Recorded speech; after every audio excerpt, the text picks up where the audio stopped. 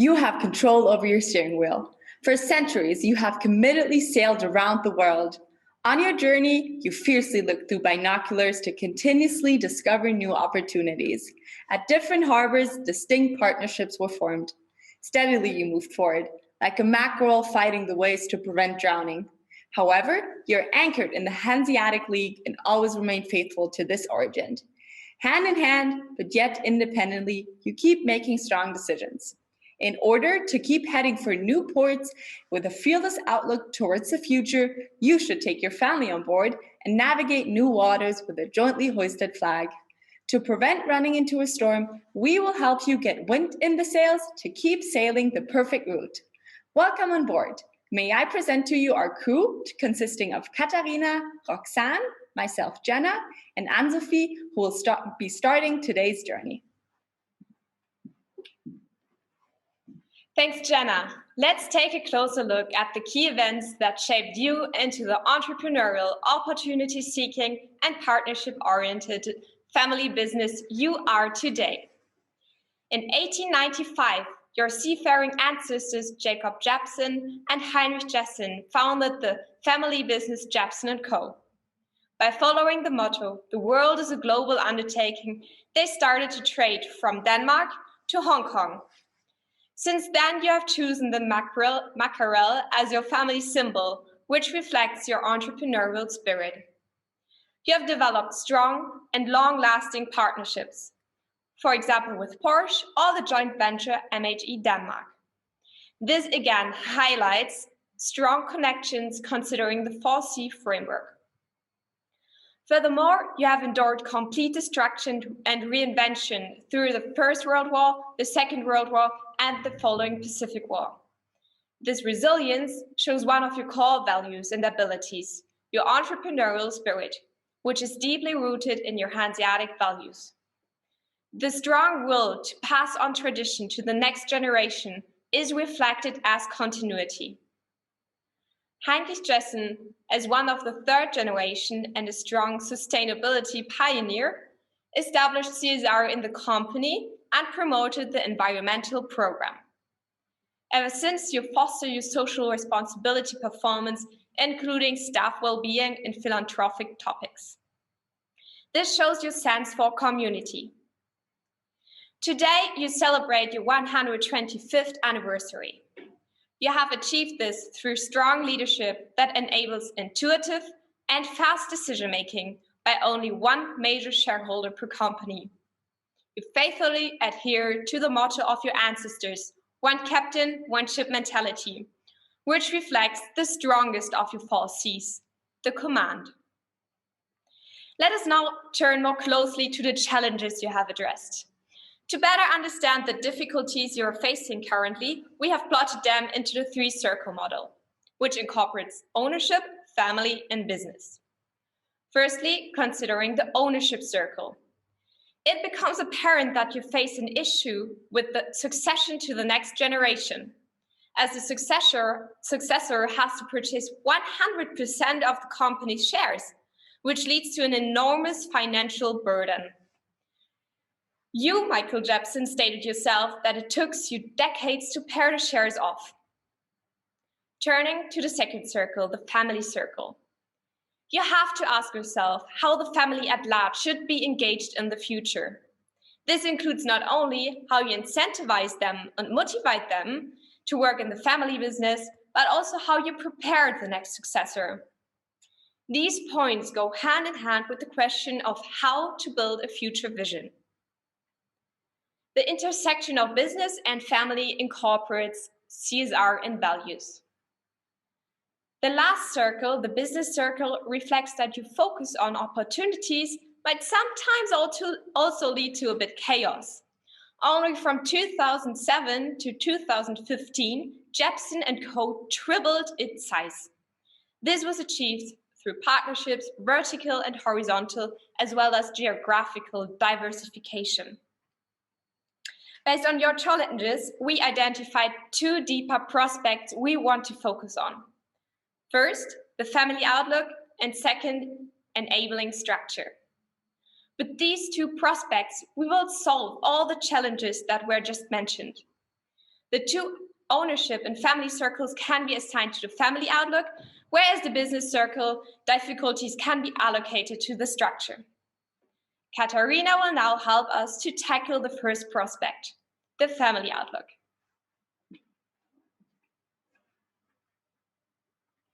We have discovered 3 unopened pearl mussels on the bottom of the sea, which we intend to make shine. Main issues for the family outlook are in the field of succession, family involvement, and corporate social responsibility. Using the framework of the 4 bases of family business commitment, we believe you score high on effective commitment to continue the company with heart and soul. Furthermore, you should continue keeping the normative and imperative commitment that are based on the perceived sense of obligation or need to a minimum. Regarding the calculative commitment, there is a big issue. The financial burden put on the next successor by personally having to purchase all shares is significant. This concept has become unreasonable with increasing growth and appreciation the company faces. Like Anne-Sophie mentioned, you have distinct values that are deeply anchored in your history. However, we observed that these are not recorded in a clear and overall family vision. A crew that knows in which direction it is sailing has a stronger sense of belongingness and orientation. What can be your common ground and link between family and business? The CSR activities of the company are worth seeing, also taking into account the company's pioneering role thanks to the strong dedication of you, Mr. Jessen. But we don't want your family business to be dependent on you. We see an opportunity to formulate the family spirit into a clear vision as a glue for the family enterprise. As we have already highlighted in the brief presentation of the company's history, the 4 C's are of particular importance, which is why they will be used as a criteria to ensure a tailor-made solution. Clearly defining the family's role and relationship to the company and positioning it as the North Star in the sky as orientation to the fleet at sea holds great potential. To tackle the succession and ownership issue, we would introduce that family members can become minority shareholders with a total cap of 15% and the individual cap of 2% per family member. To further reduce the financial burden of principal shareholders, we would split the remaining 85% of the principal shareholder such that the potential successor gets 35% inherited and only has to pay 50% of shares by his own. With having to still pay off these 50%, a high intrinsic motivation is ensured. However, both principals can remain in full control, such that the decision-making authority and speed in the daily business operations are ensured. With the implementation of a family constitution, cohesion and commitment are emphasized. This unified value system is the ground to create alignment among goals between the family members. When involving family members, it is reasonable to implement a family council as a superior institution to increase communication efficiency and supervise the implementation. At this point, continuity is guaranteed. We recommend maintaining the family interconnectivity by the connection via the app and cousin states. We believe it's time to deeply link CSR activities to the family constitution and to then present it to the outside world as the pivot of the family self-image. This can pave the way for the implementation at all levels of the company. The close connection between family and CSR should be supported by active staffing of newly created career paths in this area. By that, family involvement is expanded and the values are anchored in daily business.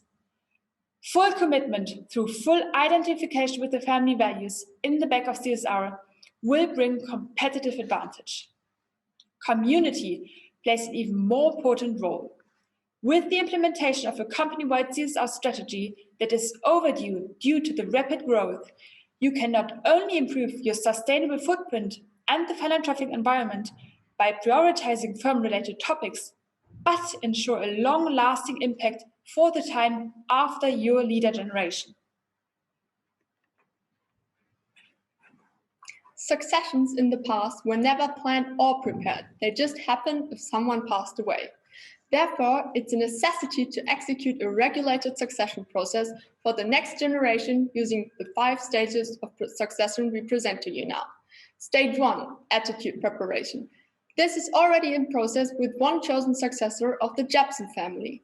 It means preparing the successor through education, for example, a business degree, and outside experience.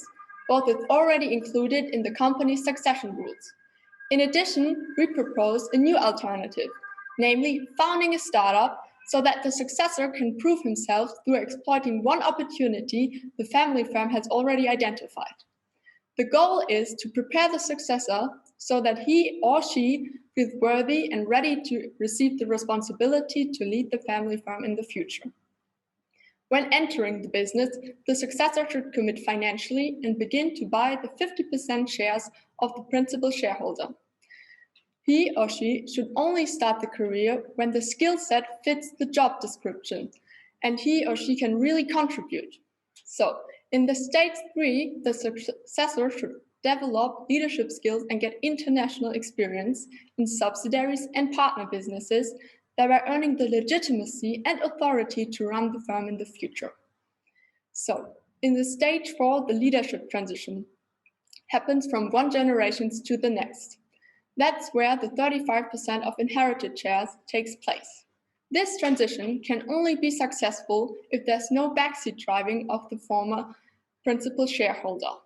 So, these 4 steps prepare the successor to follow into the current leader's footsteps by reinterpreting the values and revitalizing the strategy, and especially to seek new opportunities through the key capability of entrepreneurial spirit, which should always stay at heart of the firm. Step 5 is then to evaluate the process, adapt it, and prepare for the next succession. So now we will turn towards the issue that stands in the way of the enabling structure, our second root cause. Your group stands for being masters of entrepreneurial partnerships. You are strongly selective when it comes to building relationships, but then really commit to that partnership you are entering as a trustworthy company. Thereby, often this partnership develops into an opportunity to form long-term partnerships and relationships. This also goes hand in hand with your horizontal integration, often mostly diversifying into unrelated industries. More and more partnerships and diversification can lead to a lack of cohesion, which leads to the main issue we identified, that your structure does not align with your size anymore.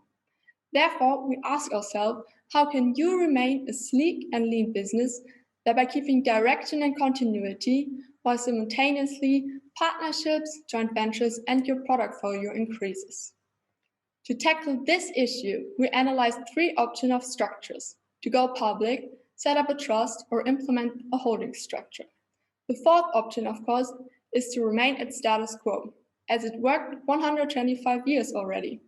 Nevertheless, we recommend implementing a new structure to further complement your future growth. Our first option, the initial public offering, is an attractive solution for the future, as it includes external investors and ensures continuity, especially if there's no suitable successor, but that's not the case, as we know. However, this structure dissolves your strong control and command, and in consequence slows down this decision-making process.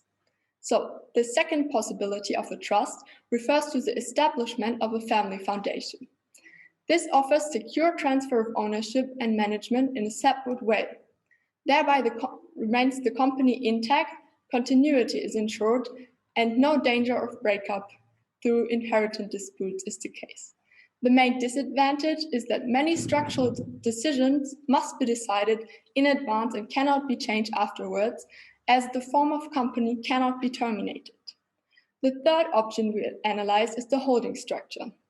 It unites all your separate business in one organizational structure, which strengthens the feeling of one company. It also includes that you have the possibility to include external stakeholders and shareholders and easily seek new opportunities and include it into the structure. However, we identified one big problem: unfairness. Due to the unequal value of your respective companies of the Jebsen family and the Jessen family, When setting up a 50-50 holding company, it could destroy the one captain, one ship mentality and endanger the family harmony. So with this analysis, we show you that all structures have weaknesses. Therefore, Jenna will present you now our best solution, which is adapted to your core values and needs, a customized holding structure. Exactly. This customized holding structure will not be implemented over all entities. The firstly established entities in which you, Mr. Jebsen, Mr. Jessen, are principal shareholders remain independent according to your mentality when captain, when ship, as well as your long-lasting success story with strong command. Additionally, the structure addresses the need of maintaining fairness and is reflecting your differentiated identities. The holding company, holding together all partnerships and joint ventures, can now operate under a cohesive strategy, but still run independently according to your tradition. Just in the sense of Mr. Jebsen's statement, the higher you want to grow, the stronger roots you have to have. The holding also makes it easier to horizontally integrate. As you're open to change and constantly seek the next opportunity, you can simply integrate new joint ventures and partnership into this holding. Vertical integration can be neglected as it more or less fixes the company on their integrated operations when it would actually make more sense to leverage established local networks and expertise. Above all, we seek the family council as an overarching element.